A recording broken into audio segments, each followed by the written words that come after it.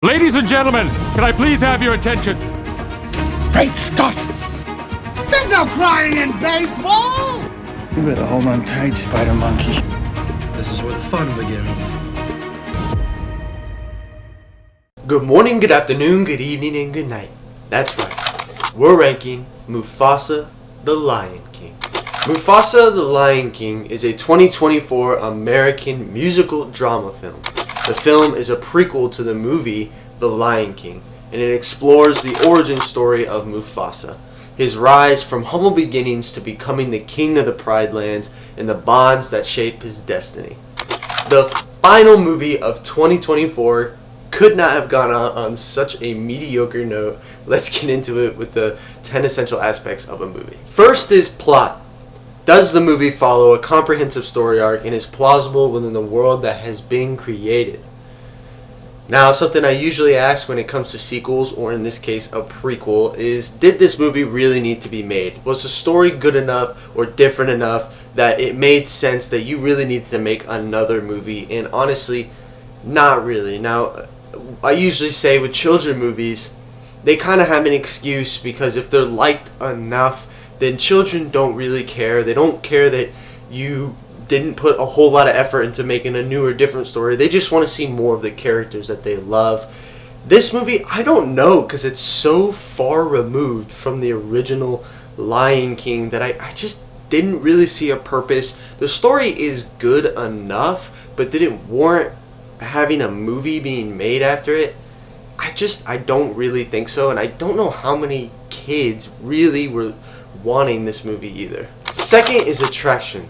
Does the movie have an interesting premise with a high entertainment value? Maybe to kids. I think kids will enjoy the animal aspect of this movie. There's a lot of animals. It's fun to look at the animals. Kids will most likely enjoy this movie in some way. I think they will kind of get bored with it, but I think they will enjoy the visuals. Other than that, if you're an adult, honestly, unless you're just a huge fan of The Lion King, there's nothing really here that is that attractive. Third is theme. What message or truth is the movie trying to convey?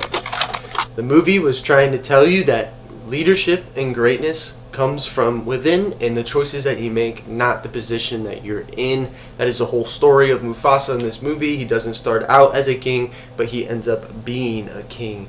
And the only reason is from the person that he is, or lion that he is, and the choices that he makes. It's a decent little lesson for kids to watch. Fourth is dialogue. Is there a real feel to the conversation? It does what it needs to do. There isn't any dialogue in here that's real meaningful, some hard conversation that makes it really interesting, and there's not any dialogue that's just irritating. It doesn't make you want to get through the movie. It's just good enough for what it needed to do. Fifth is acting. Are the characters convincing? I thought all the characters' voices were good for their characters. The one that stood out the most to me was Mads Mikkelsen as Kairos. He is like the bad guy of this movie. I just thought his voice was really good for the role. He was somebody that I just wanted to keep hearing him talk. He just has a good voice, and he has a good deep villain voice that fit well and was something that I just noticed I was enjoying when he was talking. It really fit his character, and I just enjoyed it. But other than that, everybody's character sounds good. Six is cinematography. Is there a creative use of lighting, setting, and wardrobe to convey emotion?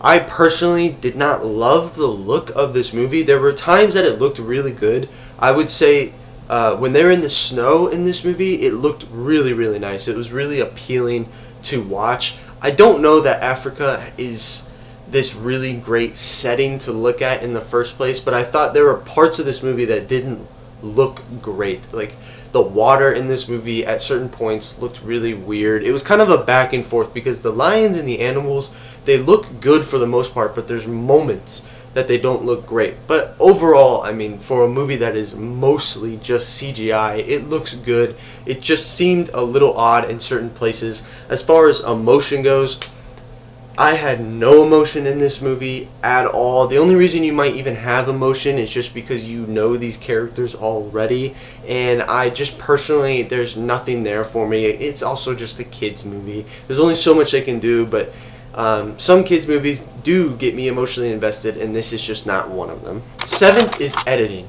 This is all about the pace of the movie.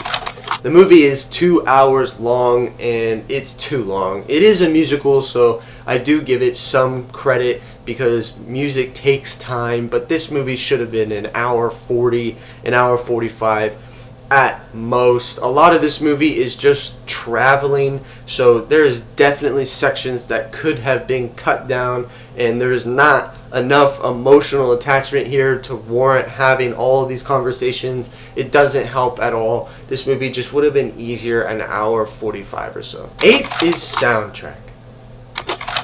Now, I've said before, I am not a huge fan of musicals. I will say the music in this movie was decent.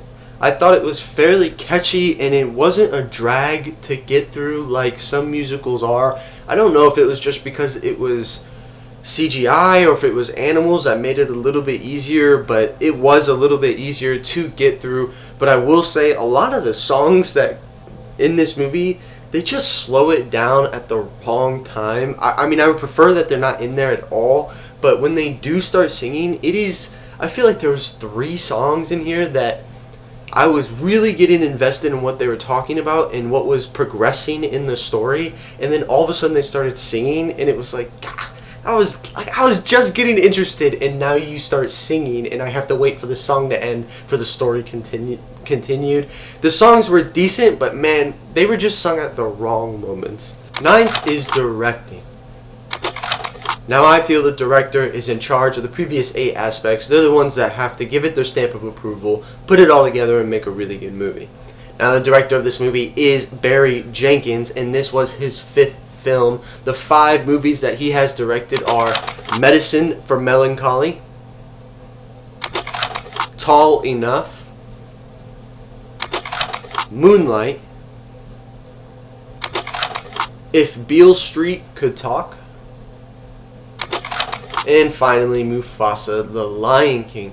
I have never seen any of those previous movies. I've never even heard of them. And, you know, I think I know why. I just think this director is not bold enough. He did a decent job. I mean, it was just it was a fine story with not a whole lot to complain about, but really not a whole lot to be happy about with either. The only reason you're happy about some of this stuff is because it's riding the coattails of a previous story that was told in The Lion King.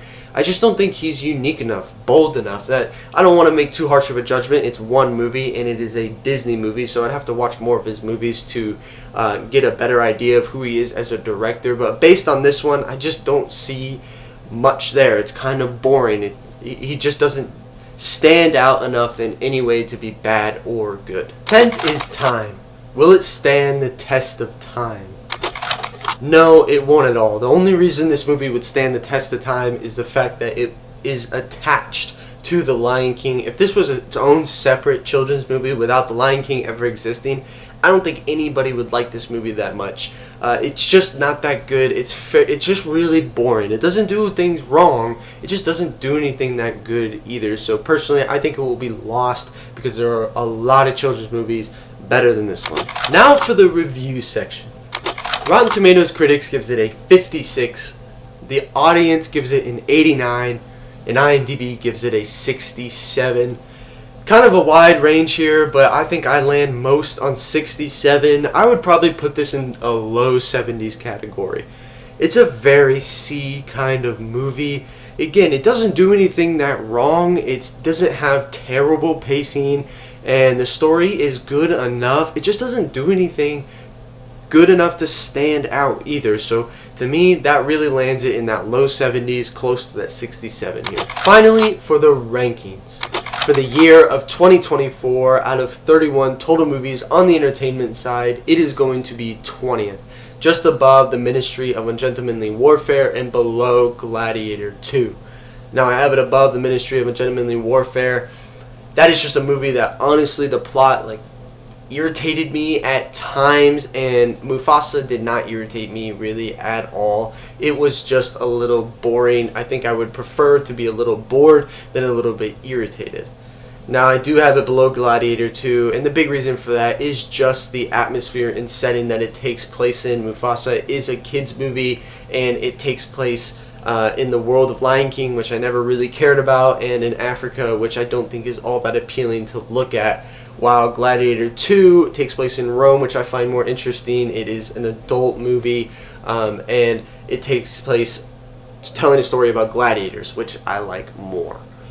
Now, cinematically, out of 31 total movies, it is going to be 15th, just below Red 1 and above Moana 2. This little grouping that it's in is honestly fairly similar movies that I have to get pretty picky about why I'm putting what where. Now, I do have it above Moana 2. These are extremely similar movies. They look good. One is a sequel, one is just a prequel of movies that did really good, and these didn't necessarily justify themselves to existing, but I really enjoyed the songs in Mufasa more than Moana 2, and I enjoyed the villain of Mufasa more than Moana 2, and those two things are kind of what is just pulling it above Moana 2 cinematically for me. I just feel a good villain is more important to a story and movies as an art form because it is going to capture your attention better.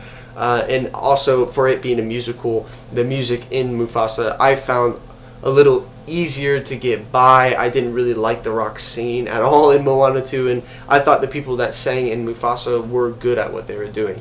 Now, I do have it below Red 1 because I feel that Red 1's message that it was trying to get out was better, and I do feel the movie was a little more unique. Mufasa is just playing off of the Lion King, and though their creativity was in lining up the stories was interesting, it's a very small part of the entire movie. It just doesn't seem that creative. Red 1 had a lot of creative aspects to it that I enjoyed. It brought new aspects to Christmas that I enjoyed, and also the message I felt was better. I enjoyed the message more, that every day you have a chance to make yourself better through all of these small choices. I just enjoyed that. I thought it was really heartwarming, where Mufasa doesn't really have much of a message at all, and it doesn't really hit home at all.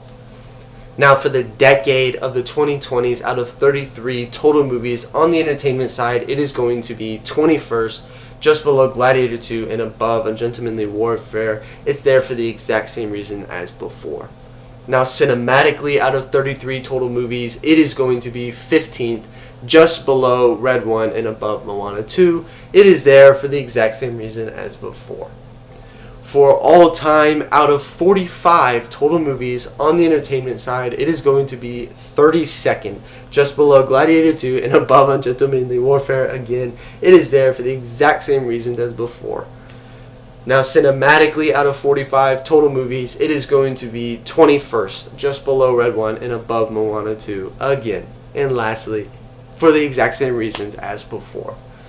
That's all I have for Mufasa the Lion King, the last movie of 2024 for me. To everybody that has subscribed to watch any of my videos throughout the year, this is my first year making this channel, and honestly, I didn't even really get into a stride till probably June or July of this year. I just want to thank you so much. It's been awesome. It's fun. I look forward to keeping it going this coming year. I've watched a lot of movies this year that were surprising, that I wouldn't have watched at all unless it was for this channel, and honestly, I just do this for fun. So anytime you guys comment or say anything, it is a blast. It's so cool to hear from any of you that like movies or just suggest movies. Tell me, what did you think about Mufasa? Did you think it was a movie that really needed to be created at all? I did not think so, but I'd love to hear your opinion. It's the whole reason I made this channel, was hoping to interact with some of you guys. Make sure to comment a movie and subscribe so that you can see me do a video on that movie. If you're interested in checking somebody out that does a similar format as me, check out my best friend Bosso Movie Reviews. He does the same thing where he ranks in the same year, decade, and all time, and he is soaring past me in movies. He's like almost at 70 movies now, so he has a much more extensive list, and he has a very different opinion, so go check him out if you're interested. But otherwise, that's all I've got. I'm Mr. Majoritarian. Stay classy, San Diego.